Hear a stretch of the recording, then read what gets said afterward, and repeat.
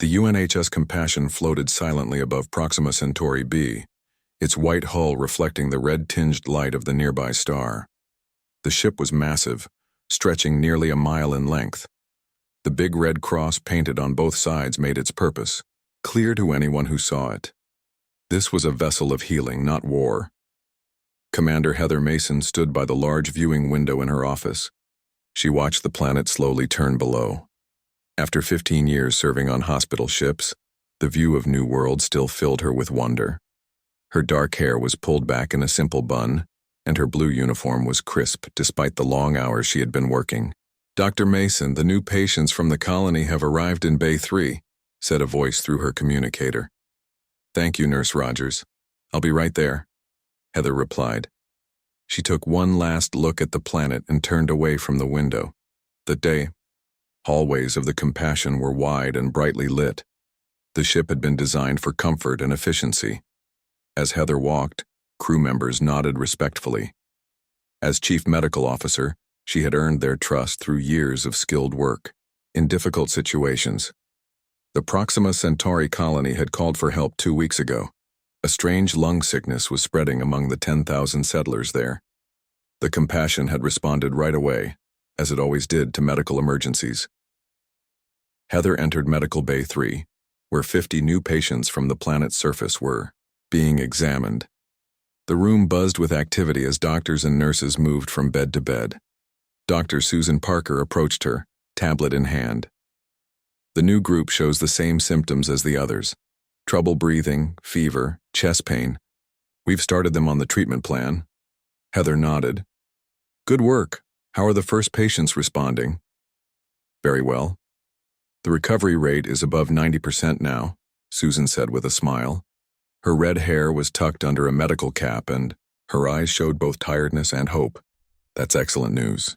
I'll inform Captain Reeves, Heather said. On her way to the bridge, Heather felt a sense of pride. The Compassion carried 300 medical staff from all over Earth. They worked together seamlessly despite coming from different countries and backgrounds. The ship also held the most advanced medical equipment humanity had created. It was Earth's way of showing the galaxy that humans valued healing and helping others. The bridge was quieter than the medical bays. Captain Alan Reeves sat in the command chair, reviewing reports on a screen. He was an older man with gray hair and kind eyes that had seen much during his 30 years of service. Captain, I have an update on the Proxima patients, Heather said. Before Captain Reeves could respond, Lieutenant Daniel Green spoke up from the communication station. Captain, I'm picking up 6 ships approaching our position. They're moving fast. The captain straightened in his chair. Identification?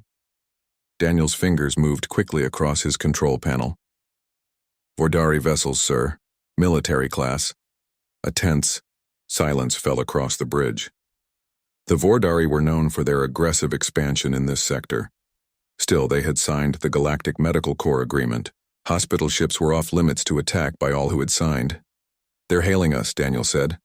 On screen, Captain Reeves ordered, standing up. The main screen lit up with the image of a Vordari commander. His scaled face and yellow eyes filled the display. The Vordari were reptilian in appearance, with ridged foreheads and sharp teeth that showed when they spoke. I am Admiral Krasisthar of the Vordari Defense Force, the commander said. His voice was rough and deep. Human vessel, you have entered protected Vordari space. This is an act of aggression. Captain Reeves stepped forward.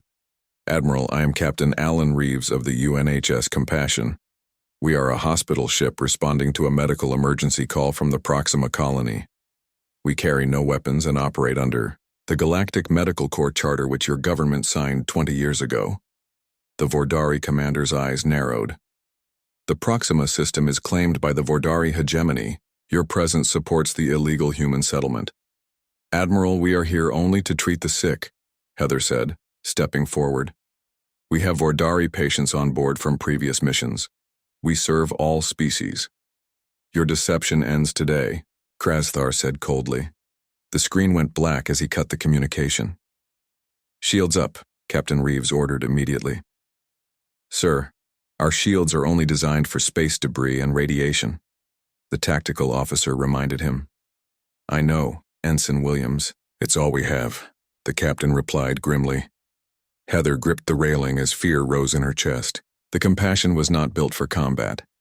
It had minimal defensive systems and no weapons at all. Its purpose was to heal, not to fight. The ship rocked violently as the first blast hit. Alarms blared throughout the vessel.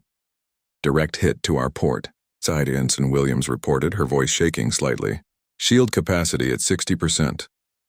Send out a distress call on all frequencies, Captain Reeves ordered, and prepare evacuation protocols.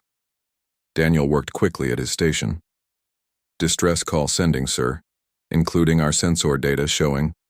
We did not provoke this attack. The ship shuddered again as another blast struck. Get to the medical bays, Commander, Captain Reeves said to Heather. Your patients will need you. We'll try to buy you time to evacuate them. Heather nodded and ran from the bridge. As she hurried through the corridors, the ship was hit again.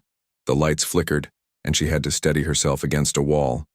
All around her, crew members moved with urgent purpose. Some helped patients, toward escape pod sections. Others worked to repair damaged systems. Despite the chaos, there was order in their actions.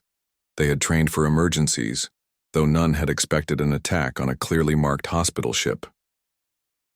When Heather reached Medical Bay 2, she found Dr. Frank Kelly treating wounded crew members.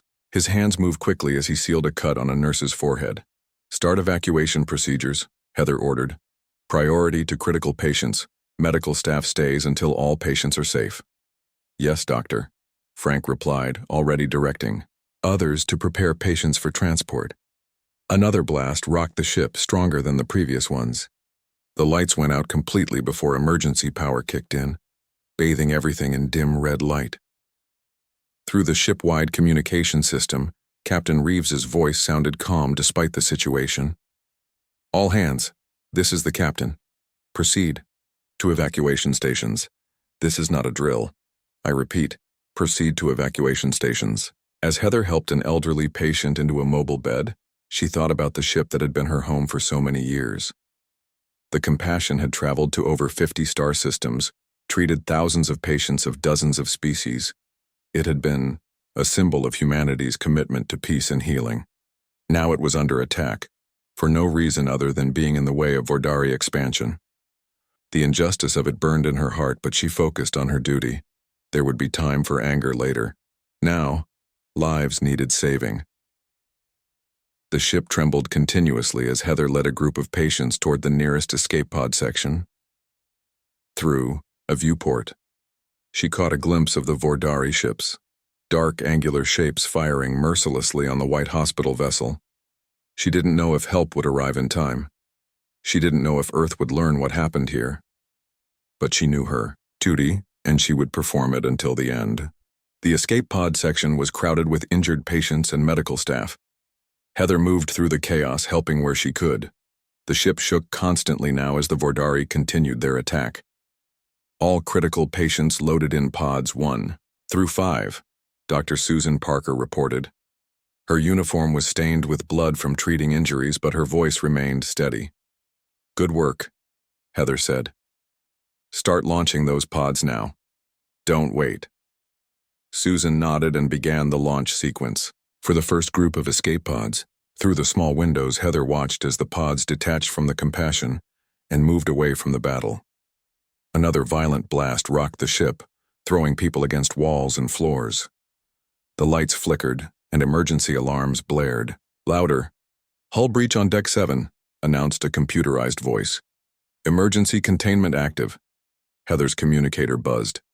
Commander Mason, this is engineering. Chief Engineer Frank Kelly here. Go ahead, Frank, Heather replied, helping a fallen nurse to her feet. Power systems are failing. We can't take much more of this, Frank said. The sound of hissing pipes and sparking electronics came through the communicator. I've diverted remaining power to life support and escape pod systems, but that's all I can do. Understood. Get your team to the escape pods, Heather ordered. We have patients still waiting in Medical Bay 3, Susan reminded her. Heather made a quick decision. I'll go. You finish the launches here. The corridors were hazardous now. In some sections, the artificial gravity was failing. In others, smoke filled the air from burning electrical systems. Heather moved as quickly as she could, passing crew members heading toward escape pods.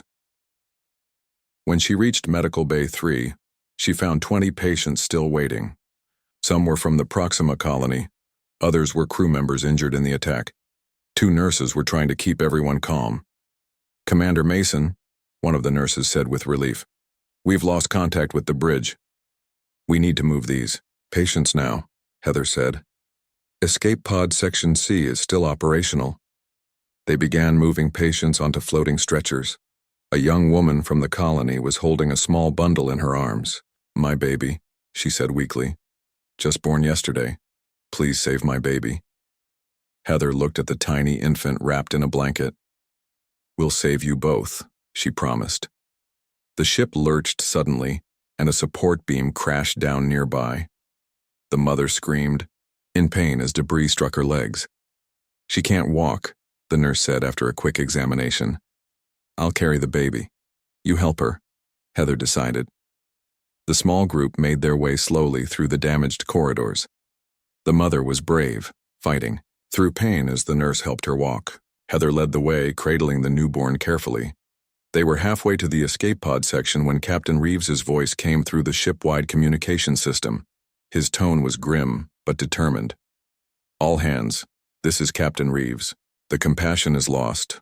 I repeat, the ship is lost. All remaining personnel must evacuate immediately. May Earth know we did our duty until the end." The message sent a chill through Heather. She had served on the Compassion for 15 years. The ship had been more than just a vessel. It had been a home, a symbol of hope for countless beings across multiple star systems. "We need to hurry," she told the others.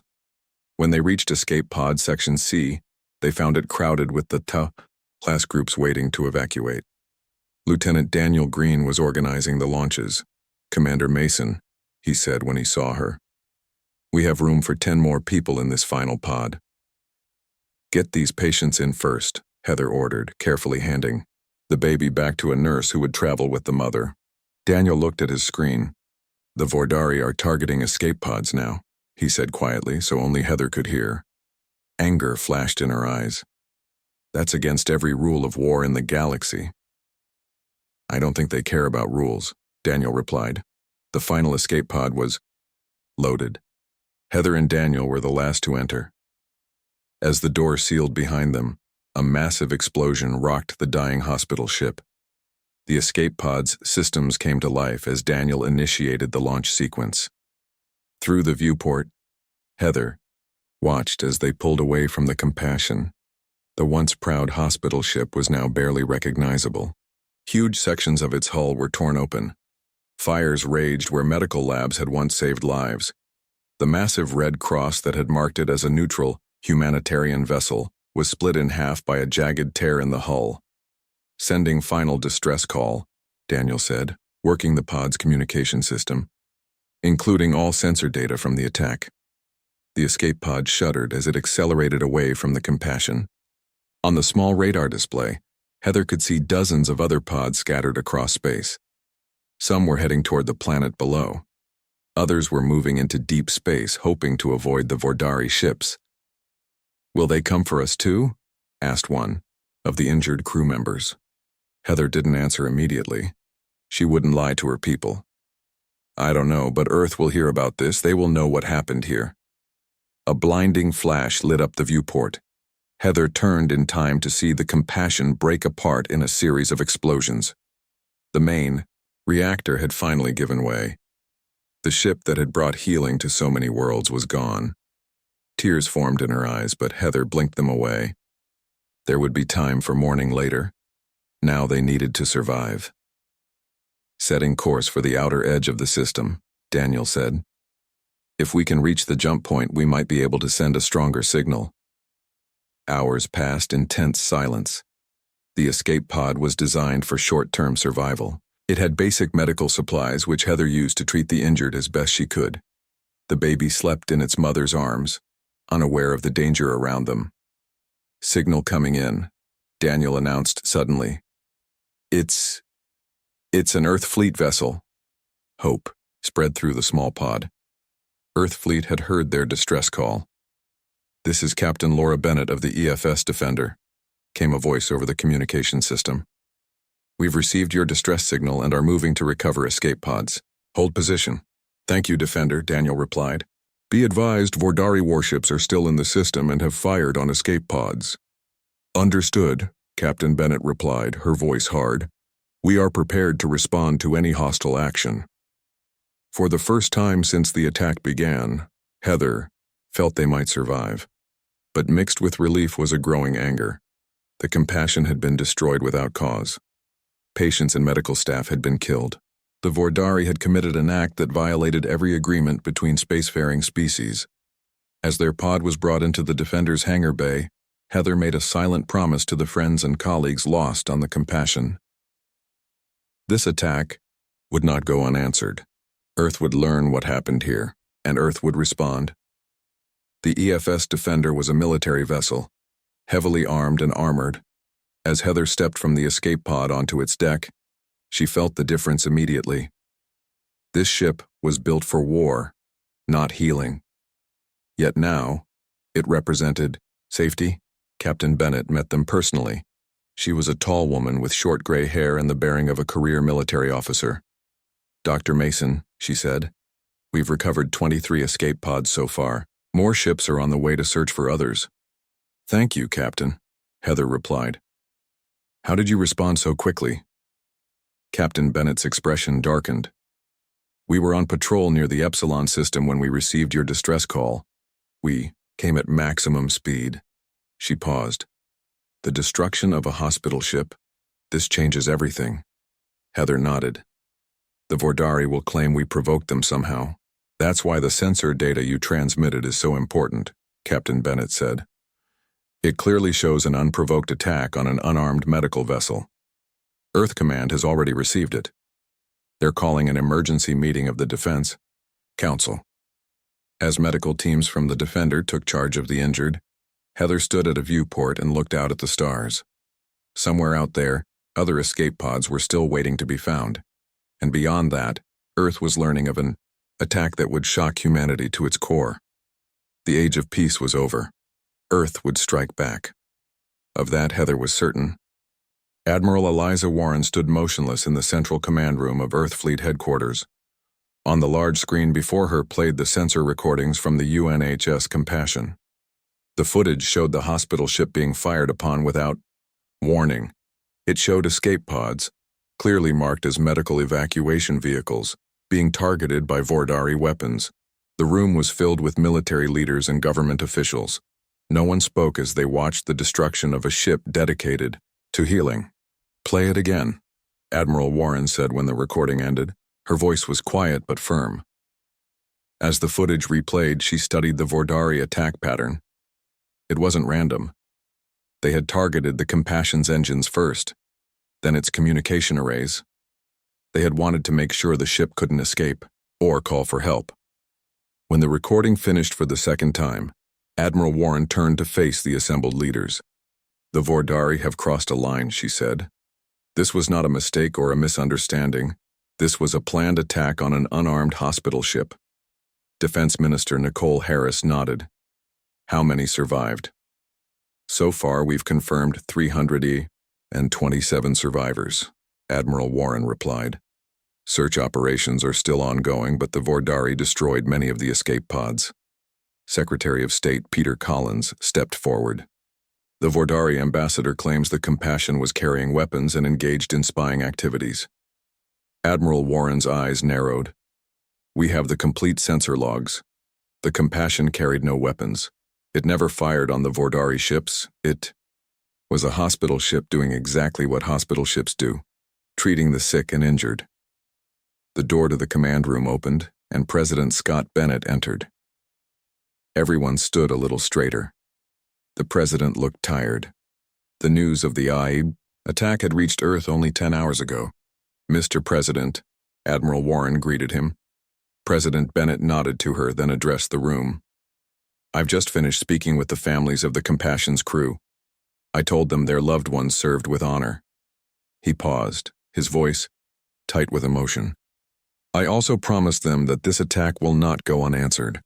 He walked to the center of the room and looked at the frozen image of the burning hospital ship on the screen. For decades, we have shown restraint in our dealings with aggressive species, the president continued. We've relied on diplomacy and cooperation. We've built hospital ships instead of warships. We've extended the hand of friendship to all. He turned to face the military leaders. The Vordari have mistaken our restraint for weakness. That ends today. Admiral Warren stepped forward. Sir, the 1st and 4th fleets are ready for immediate deployment. The 3rd fleet can be ready within 48 hours. How long have the Vordari been violating the neutral zone near Proxima Centauri? The president asked. Secretary Collins consulted his notes. Our intelligence suggests they've been slowly expanding into that region for the past year. They've been careful to avoid direct confrontation until now. They chose to attack a hospital ship as their first major move, Defense Minister Harris added. They likely thought it would be a simple target and that we wouldn't risk war over one vessel. They were wrong, President Bennett said simply. He turned to Admiral Warren. Prepare the Earth Defense Fleet for full deployment. I want a response that the Vordari, and every other species in the galaxy, will remember. Admiral Warren nodded. Yes, sir. The president's face softened slightly. This isn't about revenge, Admiral. This is about justice, and ensuring that no one in the galaxy ever again thinks they can attack our medical ships without consequences. As the meeting continued, plans were made and orders given. Within hours, shipyards across the Sol system hummed with activity as vessels that had been on standby status were prepared for combat operations. Across Earth and its colonies, the news of the attack spread quickly. People gathered in public spaces to watch the footage and honor those lost. Memorial services sprang up spontaneously.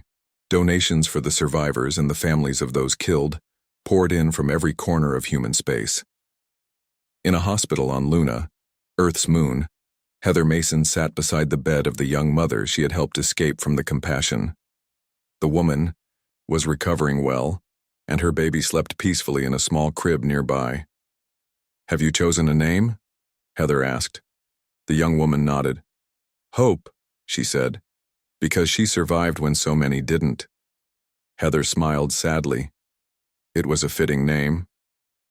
Nurse approached with a tablet. Commander Mason, there's a call for you. It's from Earth Fleet Headquarters. Heather excused herself and took the call in a private room. Admiral Warren's face appeared on the screen. Commander Mason, the Admiral greeted her. How are you recovering? Well as can be expected, Admiral, Heather replied. I've reviewed your report and the sensor data from the Compassion, Admiral Warren said.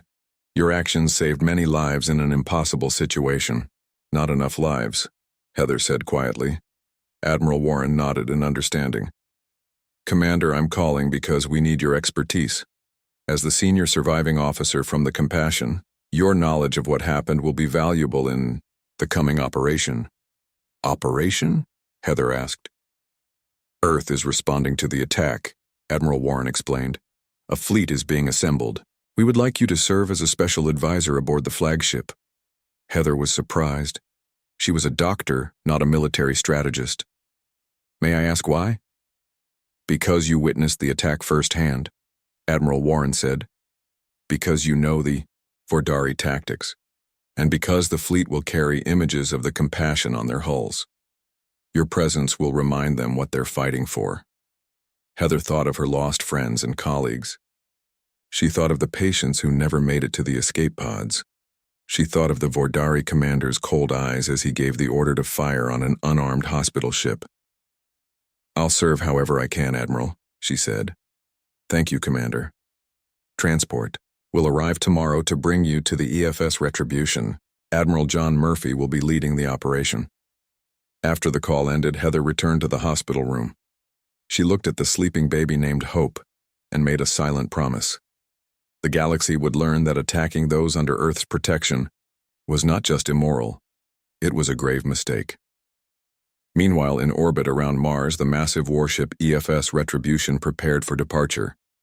Unlike the sleek white hull of the Compassion, the Retribution was angular and gray, built for war rather than healing. Weapon systems lined its hull, and its engines were the most powerful ever built by human hands. Admiral John Murphy stood on the bridge, watching as crew members reported to their stations. The ship had been on standby status for years, part of Earth's defense strategy but rarely deployed. Now, it would lead a fleet to answer the Vordari aggression. "Status report," he ordered. "All systems at full readiness, Admiral," the tactical officer reported. "The first fleet vessels will rendezvous with us at the jump point in 6 hours." Admiral Murphy nodded. On his command screen, he could see the status of the 47 warships that would form the response fleet. Each vessel had been assigned specific targets within Vordari space. Each captain had been briefed on the mission parameters. This would not be a war of conquest. It would be a precision strike to disable the Vordari military capacity and bring those responsible for the attack to justice. "Communications," Admiral Murphy said. "Inform Earth Command that we will depart on schedule." As the message was sent, Admiral Murphy looked at the image newly painted on the Retribution's bridge wall. The UNHS Compassion, intact and proud, a reminder of what had been lost and why they now prepared for battle. Earth had always preferred peace. But the galaxy would soon learn that this preference had never been due to weakness. The Earth response fleet emerged from the jump point at the edge of Vordari space. 47 warships, from massive dreadnoughts to swift strike cruisers, moved in perfect formation. At the center was the EFS Retribution, its powerful engines, glowing blue against the darkness of space. On the bridge of the Retribution, Admiral John Murphy watched as the fleet settled into position. He was a tall man with short gray hair and eyes that had seen many conflicts. Yet in his 30 years of service, he had never led a fleet of this size into battle. "All ships report ready, Admiral," his second-in-command announced. Admiral Murphy nodded. "Open fleet-wide communications." A moment later, he stood before the bridge's communication array, his image being transmitted to every ship in the fleet. "This is Admiral Murphy to all vessels," he began. "Today we answer an act of aggression that shocked the conscience of Earth and violated the most basic laws of civilization. The destruction of the UNHS Compassion was not just an attack on a ship. It was an attack on what humanity stands for. It was an attack on the very idea that we can extend help to those in need without fear." He paused, looking at the image of the hospital ship displayed on the bridge wall. "Our mission is clear. We will dismantle the Vordari military capability that was used against an unarmed medical vessel. We will capture those responsible for giving the order to attack. But remember this: we are not here for revenge. We are here for justice. Civilian targets are to be avoided at all costs. Enemy combatants are to be given the opportunity to surrender when possible. We will show the galaxy the difference between Earth's measured strength and the Vordari's senseless brutality." The transmission ended, and Admiral Murphy turned to his tactical officer. "Begin Phase 1. In the lead ships of the fleet, pilots prepared for the first assault wave. Among them was Lieutenant Commander Olivia Garcia, one of Earth's most skilled pilots. She sat in the cockpit of her advanced strike fighter, the Phoenix 7. "Phoenix Squadron, report in," she called over the communication system. One by one, her squadron members confirmed their readiness. 12 of Earth's best pilots and the most advanced fighters ever built. "Our target is the Vordari Border Defense Network," Olivia reminded them. "Take out their sensor arrays and communication stations. No civilian targets. Precision strikes only." The launch bay doors of the carrier ship opened and the fighters shot into space. They accelerated rapidly, their engines leaving blue trails against the blackness. The Vordari had built a network of defense stations along their border. These stations were supposed to warn of any approaching threat, but they had never faced anything like Phoenix Squadron before. The Earth fighters moved too quickly for the Vordari tracking systems. They were at the first station before any alarm could be raised. Precise weapon strikes disabled the station's communications and sensors, without destroying it completely. As they moved to the second target, Olivia noticed a Vordari patrol ship approaching. "Patrol vessel at 3 o'clock. Remember, disable if possible." The Earth fighters surrounded the Vordari ship. It fired wildly, but couldn't match their speed or precision. Targeted shots from the Phoenix 7 disabled its engines and weapons. "This is Lieutenant Commander Garcia of the Earth Defense Fleet," Olivia transmitted to the Vordari vessel. "Your ship is disabled. You have 10 minutes to reach your escape pods before we continue our mission." She watched on her sensors as the Vordari crew abandoned their ship. It was a small victory, but it reinforced what Admiral Murphy had said. This wasn't about destruction for its own sake. Over the next hour, Phoenix Squadron disabled 17 defense stations and 9 patrol vessels. They created a clear path for the main fleet to enter Vordari space undetected. Back on the Retribution, Heather Mason stood in the tactical center watching the operation unfold. She wore an Earth Fleet uniform now, with the rank insignia of her position as Special Advisor. On her sleeve was a small patch showing the UNHS Compassion. "The first phase is complete, Admiral," reported the tactical officer. "Phoenix Squadron has opened a corridor through their defense network." Admiral Murphy nodded. "Begin Phase 2. Move the fleet in." The massive warships accelerated forward, entering Vordari space through the gap created by the fighters. Their target was the Vordari military headquarters on Vor Prime, the 4th planet in the system. "They still don't know we're here," Heather observed, looking at the tactical display. "Not yet," Admiral Murphy agreed. "But they will soon." As if on cue, alarms began to sound as the Vordari finally detected the Earth fleet. On the communication channels, panicked messages could be heard as their commanders tried to understand how such a large force had bypassed their border defenses. "Vordari warships forming up near the 3rd planet," the sensor officer announced. "How many?" Admiral Murphy asked. 22 vessels detected so far, sir. More launching from their bases." Admiral Murphy studied the tactical display. "They're scrambling everything they have, just as we expected." The plan was working. By entering Vordari space undetected, the Earth fleet had forced the Vordari to respond in haste, without time to plan or coordinate. "All ships prepare for engagement," Admiral Murphy ordered. "Remember your targets, military vessels and installations only." The space between the planets soon filled with Vordari ships rushing to intercept the Earth fleet. They appeared as red dots on the tactical display, moving quickly but without clear organization. "They're broadcasting on open channels," the communications officer reported. "Patching it through now." A harsh voice filled the bridge. "Unknown vessels, you have entered sovereign Vordari space. Turn back or be destroyed." Admiral Murphy stepped forward. "This is Admiral John Murphy of the Earth Defense Fleet. We are here in response to your unprovoked attack on the UNHS Compassion, an unarmed hospital ship. We demand the immediate surrender of all forces involved in that attack, including Admiral Krasithar." There was a pause before the reply came. "The Compassion violated our territory. The response was justified. We have complete sensor recordings of the attack," Admiral Murphy replied calmly. "The Compassion was clearly marked as a medical vessel. It carried no weapons. It fired no shots. Your ships targeted medical escape pods.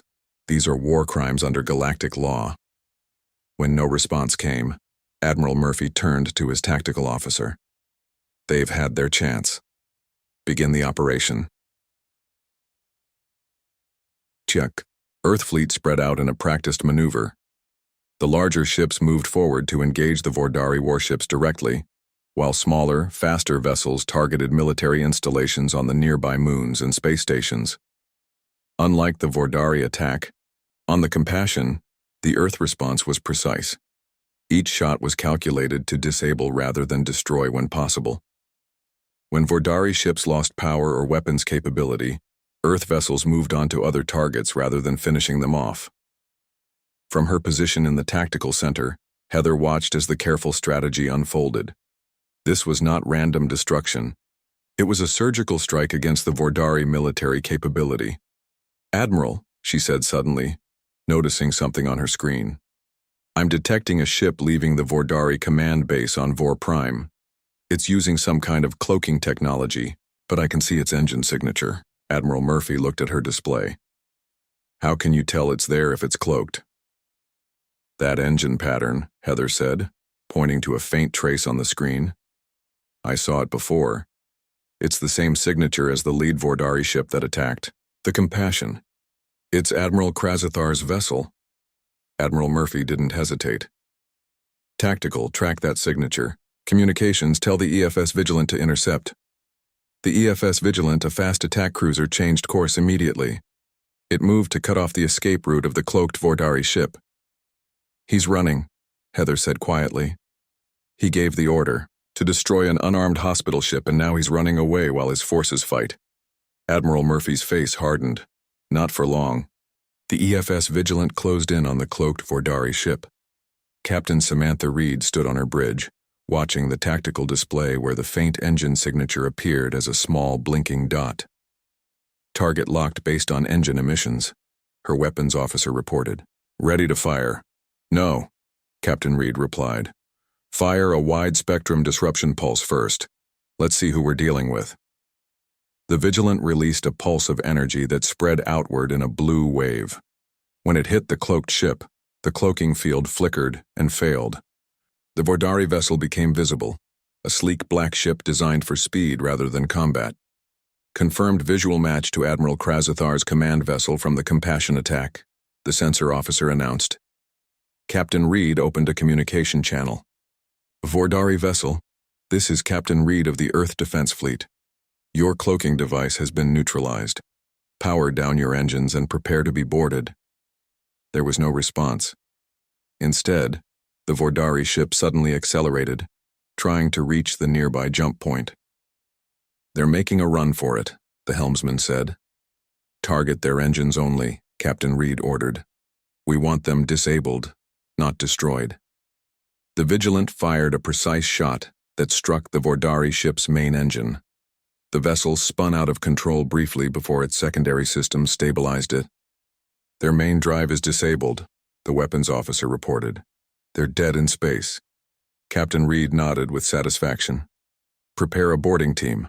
I want Admiral Krazathar taken alive to face justice for his actions. Back on the Retribution, Admiral Murphy watched as the battle unfolded across Vordari space.